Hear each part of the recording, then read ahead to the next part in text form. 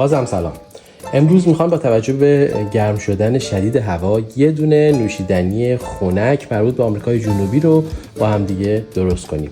بله، همتون نوشیدنی میشناسین، موهیتو.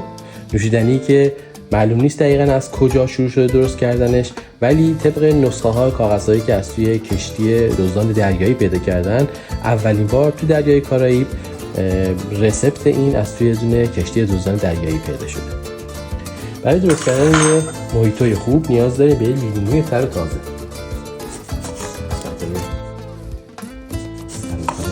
پوستی لیمو رو میگیریم،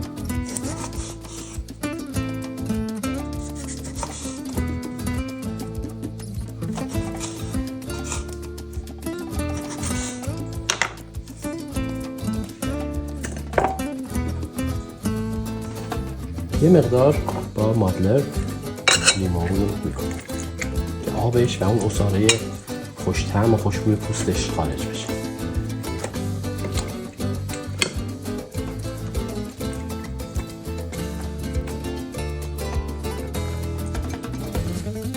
تا به این حالت در بیاد. حالا نوبت میرسه به نعنای تازه. یک مقدار برگ نعنای تازه رو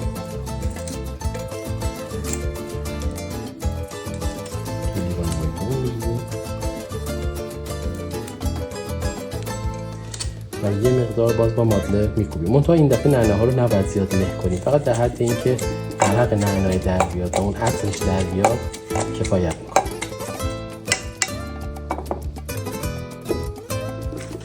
به اندازه 2 بار اسپون، 2 تا از این قاشقایی که توی بار استفاده میشه شکر، ترجیحاً باید شکر قهوه‌ای باشه، چون اون منطقه آمریکای لاتین بیشتر از شکر قهوه‌ای استفاده می‌کردن و توی رسپت اصلی شکر قهوه‌ای هستش. منتها من الان نداشتم و از شکر سفید استفاده می‌کنم.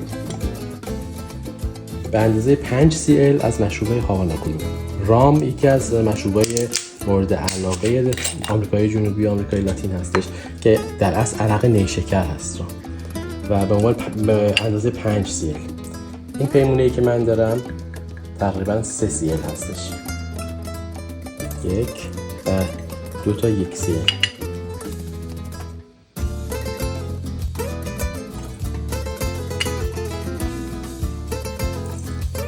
HCl رام. یه دونه کلید من دارم برای موهیتو. این به قول معروف عصاره نعنا فلفلی هستش، لیکور نعنا فلفلی هستش. این اگر زیاد استفاده کنیم بد طعم میکنه موهیتو رو و طعم خمیر دندون میگیره. خیلی کم، در حد 1 cl کفایت میکنه. حالا نوبت به اضافه کردن یخ میرسه. هرچی قالب‌های یختون، دونه‌های یختون ریزتر باشه، مسلماً تاثیر بهتری توی این نوشیدنی خواهد گذاشت. اینجوری باید پر یخش بکنیم.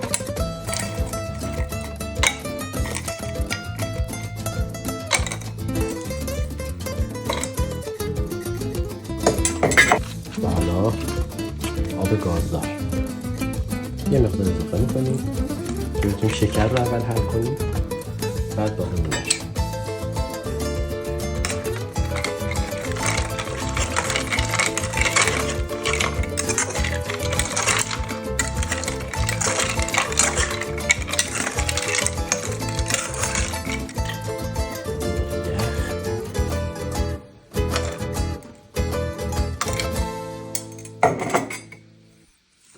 چند شاخه نعنا، به قول معروف نعنامون رو بیدار میکنیم. ترکیب قرار میدیم. آب گازدار،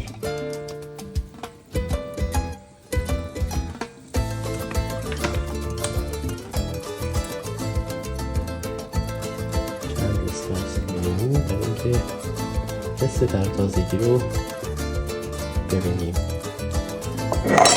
و این هم نوشیدنی موهیتوی ما.